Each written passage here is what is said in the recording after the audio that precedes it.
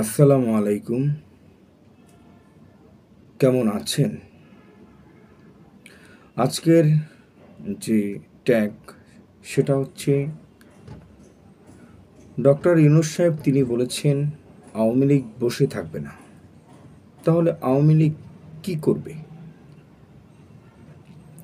এমনটাই তিনি ছাত্রদের উদ্দেশ্যে তিনি এই কথা বলেছেন। আওয়ামী লীগ বসে থাকবে না তার কয়েকটি কারণ রয়েছে। যেরকম একটি সাপ যখন এই সাপটাকে আপনি সামান্য আঘাত করবেন বা সামান্য তাকে আহত করবেন, পরবর্তী সময়ে সে কিন্তু আরও মারাত্মক হতে পারে, আরও বেশি আপনাকে ছোবল মারতে পারে। তো ঠিক এরকমই আওয়ামী লীগ যারা বসে থাকার লোক নয়, তাদের যে ষড়যন্ত্র সেটা কিন্তু তারা চালিয়ে যাবে এবং সেই ষড়যন্ত্র রুখে দিতে হবে সবাইকে মিলে,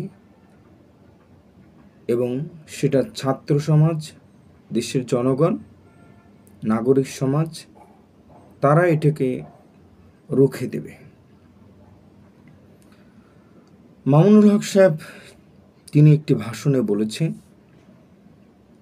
যে স্বৈরাচারীরা যদি, তাদের দোসররা যদি আবার দেশকে নিয়ে কোনো ধরনের উচ্ছৃঙ্খলা করে, তাহলে দেশের তৌহিদি জনতা কঠোরভাবে সেটাকে মোকাবেলা করবে এবং তাদের পিঠের চামড়া থাকবে না।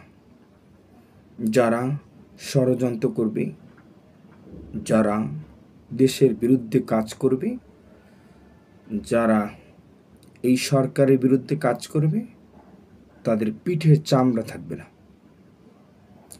আওয়ামী লীগ বলা হচ্ছে যে আওয়ামী লীগ কতক্ষণ তারা আনসার ভেসে আসছে, রিক্সাওয়ালা ভেসে আসছে, এখন আবার যে মাজারের যে ফকিররা রয়েছে সেই বেশে আওয়ামী লীগ ফিরে এসেছে।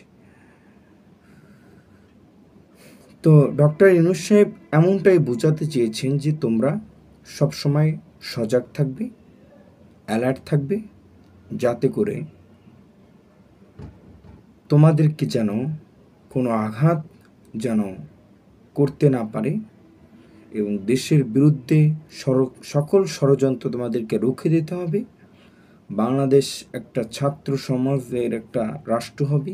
ছাত্রদেরকে দিয়ে আমি স্বপ্ন দেখে আশা করি যে তোমরাই সামনে ভবিষ্যৎ উজ্জ্বল। এটাই তিনি বোঝাতে চেয়েছেন।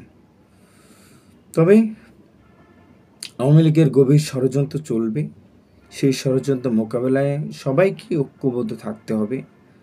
যদি ঐক্যবদ্ধ না থাকে তাহলে অবশ্যই সেটা সবার জন্য মঙ্গলকর হবে না, অমঙ্গলকর হবে।